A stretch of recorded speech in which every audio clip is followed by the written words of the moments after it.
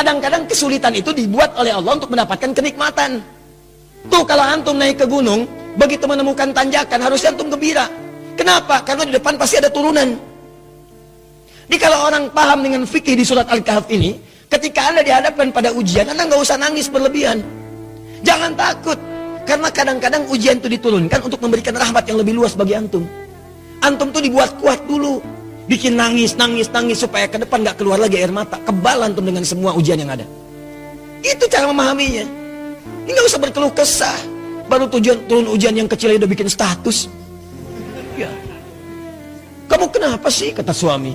Istrinya pasang status. Ternyata dia tidak seperti yang aku kira. Terus yang paling gak enak ditungguin tuh ada komen gak ya? Kenapa Jeng? Nggak nyangka ya. Nyangka. Jadi buat status tidak menyelesaikan masalah. Ya, tidak menyelesaikan masalah tapi nambah persoalan. Jelas ya? Maka bagian pertama, kalau antum diuji dengan persoalan, boleh jadi jangan persoalannya yang dilihat, itu cara Allah untuk memberikan rahmat kepada antum. Sebab kalau nggak diberikan persoalan itu, rahmat nggak akan turun. Pemuda itu kalau nggak dapat tadi itu, kejar-kejaran sampai ke gua, mana mungkin turun rahmat Allah 309 tahun. Ikuti itu. Ya, saya tidak ingin mencontohkan pribadi, karena mungkin disangka nanti sesuatu yang tidak baik. Tapi banyak orang mempraktekkan demikian, dan itu berhasil. Coba lihat, antum kenal Buya Hamka? Kenal.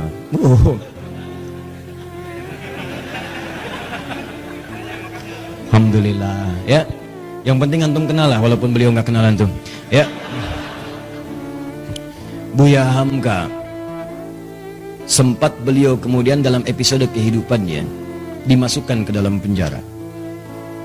Tapi setelah beliau di penjara itu, bukan perasaan mengeluh, bukan dendam, bukan marah, bukan puncak dari emosi yang keluar, tapi syukur kepada Allah.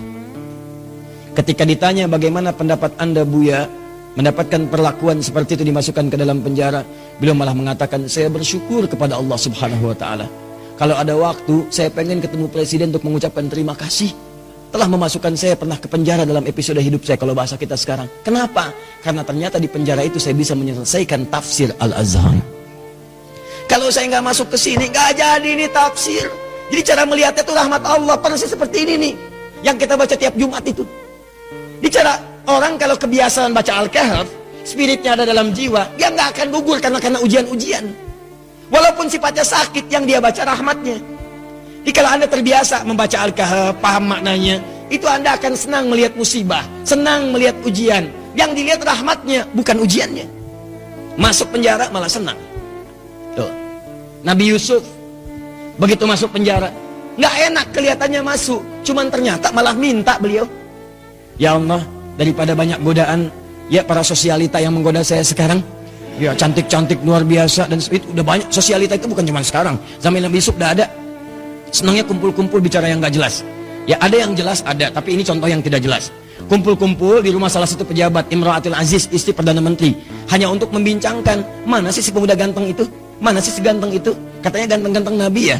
Iya, zaman sekarang ganteng-ganteng serigala. Iya. Ya. Begitu kemudian ditampilkan oleh Imra'atul Aziz, Yusuf keluar. Begitu keluar, disebutkan di Quran surah 12 ayat 29, wa qulna hasya lillahi ma hadza basyara in hadza illa malakun karim. Ya, ini sih bukan manusia, ini malaikat yang menyamar dalam rupa manusia. Lewat, tak sadar ketika lewat, jarinya kemudian tergores dengan pisau itu. Saking tak sadarnya melihat gantengnya Yusuf lewat. Begini. Tuh. Nabi Yusuf ganteng, Nabi tidak sombong. Begitu melihat ujian itu, ya Allah, lebih baik saya masuk penjara aja deh. Orang sekarang Nabi bukan, Rasul bukan, ngaku ganteng, orang lewat, ibu-ibu gak kepleset dia tantum itu kan. GR-nya luar biasa, semua ditampilin. Baik, kata Nabi Yusuf, ya Allah, akan lebih baik kalau saya masuk penjara aja. Ternyata pilihan masuk penjara itu Nabi Yusuf membaca rahmat Allah, bukan melihat sulitnya. Lewat penjara itulah kemudian beliau bertemu dengan seseorang yang narapidana, dihukum di situ, kemudian bermimpi. Lewat mimpi itulah ternyata minta takwil ke Nabi Yusuf karena dilihat orang baik, orang soleh. Ditanya apa ini maknanya, dijawab oleh Nabi Yusuf. Ternyata jawaban itu yang mengantarkan beliau mendapatkan posisi jabatan di pemerintahan. Begitu rajanya bermimpi, ya ada 7 ekor kemudian sapi, dimakan 7 ekor serigala, semuanya dimakan habis, hancur semuanya, bingung menafsirkannya. Dukun-dukunnya sekitaran mengatakan itu paling mimpi buruk saja. Kok berulang-ulang terus-terusan? Ternyata narapidana yang bebas tadi, yang akhirnya melayani raja, membawakan airnya, minumannya, dia bercerita, di penjara ada seseorang yang bisa menakwilkan mimpi sukses. Waktu saya di sana ditakwilkan saya akan berada di sini. Saya bermimpi saat di penjara, kata orang itu, kamu akan jadi pelayan raja. Yang teman saya, kamu akan dihukum mati. Dua-duanya benar raja. Siapa namanya? Yusuf. Ternyata begitu kedengaran itu dipanggil, kemudian Yusuf, tolong panggil ke sini. Begitu ke sana, kata Yusuf alaihissalam, saya akan datang kalau raja sendiri membebaskan tuduhan saya. Maka ketika datang dibebaskan tuduhannya. Tapi yang paling penting, begitu selesai tuduhan dibebaskan, kamu akan saya angkat jadi orang terdekat saya. Coba Anda bayangkan, kalau Nabi Yusuf tidak pernah diberi kesempatan masuk penjara, maka mustahil beliau kemudian akan mewujudkan mimpinya dari kecil yang pernah bermimpi itu, bahwa beliau punya jabatan di pemerintahan, sampai bapak ibunya hormat pada masa itu sujud kepadanya. Maka takwil mimpinya saat kecil itu, ya beliau melihat ahada asyara kaukaba wa syamsa wal qamara ra'aituhum li sajidin. Saya melihat 11 bintang, 1 matahari, 1 bulan sujud kepada saya, hormat. Ternyata begitu diangkat jadi bendahara yang sangat hebat, punya kedudukan, bapak ibunya diundang dari Mesir, datang kemudian. Datang dari Kanaan Palestina ke Mesir. Begitu datang, apa yang terjadi? Mereka langsung hormat kepada Yusuf alaihissalam sebagai bagian dari rakyat, hormat kepada penguasanya. Coba kalau nggak pernah masuk penjara, nggak mungkin terjadi begitu. Tuh antum tuh jangan lihat senangnya aja. Kalau nggak ada sulit, yang nggak akan datang kesenangan. Rahmat itu rahmat. Jadi pertama cara bacanya, syukuri setiap nikmat Allah. Kalau bertambah syukuri, kalau ada ujian bersabar. Doanya ini. Jelas? 1 tetesan rahmat Allah paling minimal 309 tahun. Jika diberikan lebih, maka berapa yang antum nantikan? Bisa melewati alam-alam selanjutnya. Nanti saya berikan rahasia ya. Ada yang kalau antum amalkan, itu 3 alam dijamin.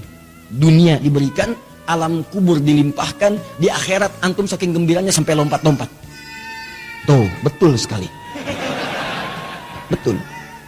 Ya itu. Ya. Paham? Apa itu? Nanti belakangan. Sekarang bagian terakhir. Ini sudah menyakiti fisik nih. Domain fisik. Yang tadi masih ancaman, dikejar-kejar, masih bisa ngindar.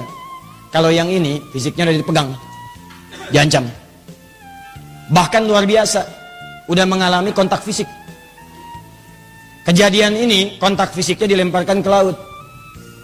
Dimakan ikan paus. Psst. Masuk tuh. Saya mau tanya pada antum, kalau masuk ke perut ikan paus, sempit atau luas?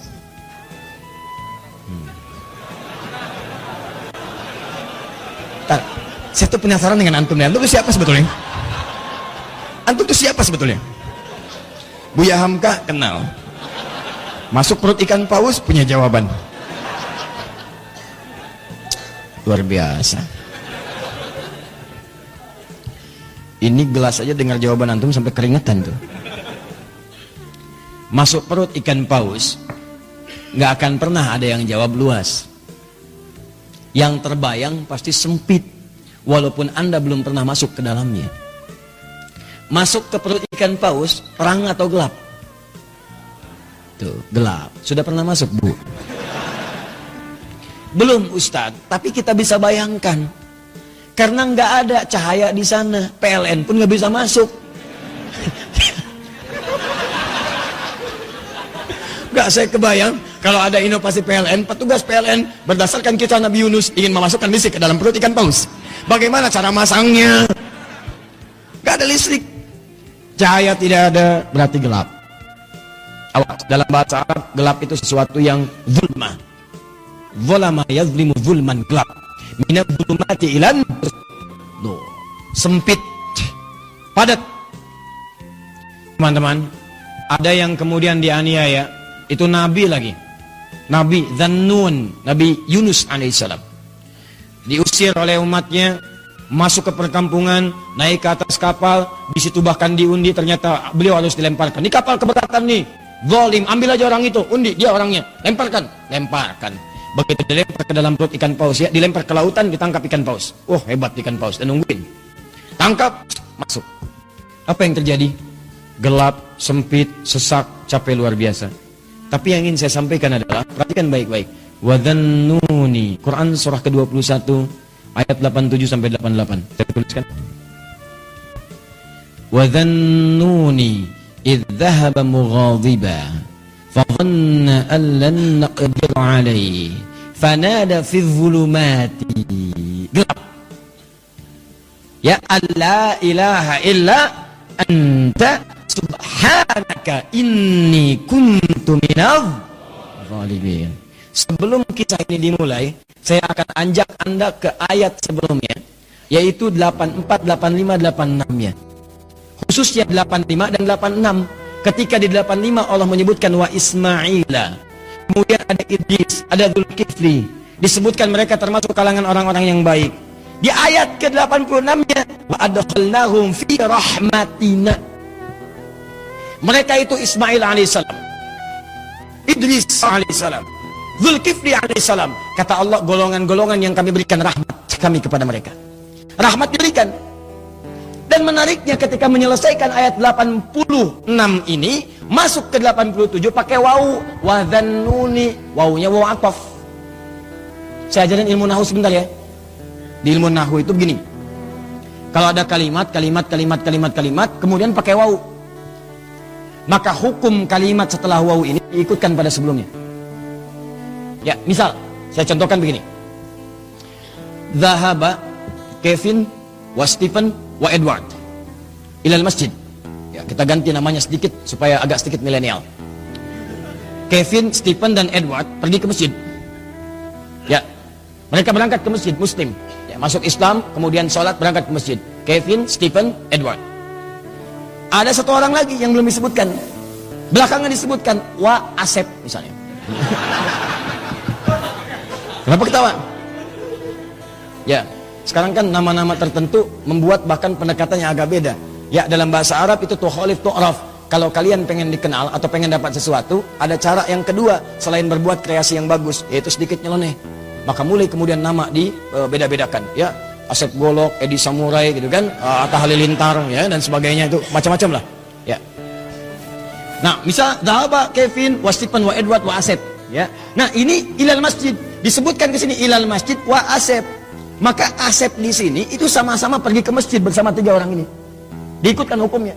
Di ayat 86 wa Ismaila, kemudian ada Idris, ada Dzulkifli. Di ayat 86-nya, 85 disebutkan orang-orangnya, 86-nya wa adkhalnahum fi rahmatina. Orang-orang yang kami sebutkan tadi kami berikan rahmat Allah. Kami masukkan mereka dalam rahmat kami. Rahmatina.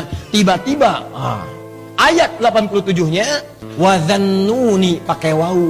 Wa, dan di antara mereka juga ada yang lain selain yang mereka dapatkan ini. Selain Ismail, selain Idris, selain Dzulkifli alaihissalam yang mendapat rahmat kami, ada nabi berikutnya yang ingin kami kisahkan. Siapa itu? Dhannun. Dhannun juga mendapatkan rahmat kami. Begitu cara memahaminya. Di ayat 87 ini jangan pisahkan di ayat 86. Ada orang-orang yang pernah mendapatkan rahmat kami, ini orang-orangnya. Selain mereka ada lagi. Siapa itu? Wa dhannuni. Demikian juga dengan Dhannun, Nabi Yunus alaihissalam. Beliau pun pernah mendapatkan rahmat Allah. Kapan rahmat itu diberikan? Dalam situasi yang sangat sulit. Idzahaba mughadiba, ketika beliau kemudian merasa tidak senang dengan perlakuan kaumnya, dizolimi, dilemparkan ke perut ikan paus, sulit luar biasa.